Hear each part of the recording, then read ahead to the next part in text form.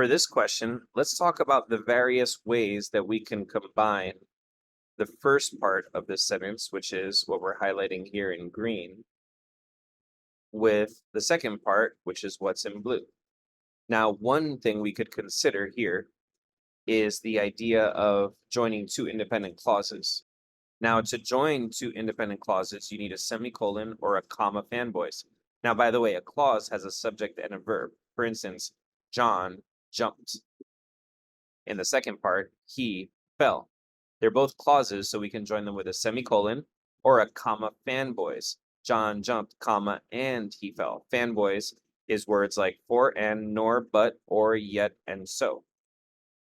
So when we think about putting a semicolon in between or a comma, fanboys, which is what answer choice A is offering us, we need to realize that that would happen only if we had two independent clauses. The first part in green is an independent clause. The team was able to determine something, and that's okay. But the blue part is not an independent clause. The blue part says what impact it has. So it gives other details after, but still, it doesn't give the subject verb at the beginning in the way that a clause should. So we need to know what impact it has. That would be a clause because it would have we need as the controlling part of the sentence.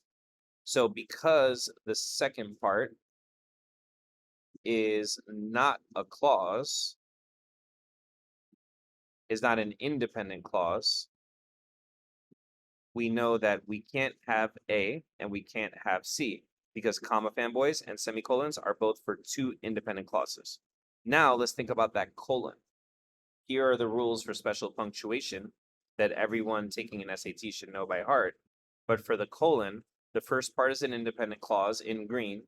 The second part is something describing the first part. Here, the second part is not describing the first part. It's telling us in green, the team was able to determine one thing, and in blue, it was able to determine something else. So we're seeing two different ideas, not necessarily a description of the first idea, which is in green. So we can get rid of the colon as well. So now, looking with answer choice D in place, with this set, the team was able to determine one thing and a second thing. And so generally that's perfect because if you just have two ideas, but not necessarily independent separate clauses, you can put the word and in between them.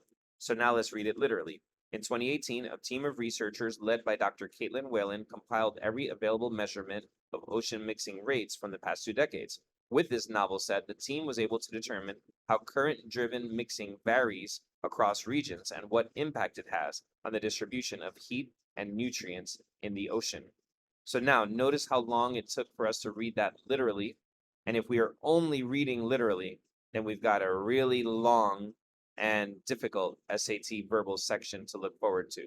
So the key is always reading big, reading generally. And the answer here is D.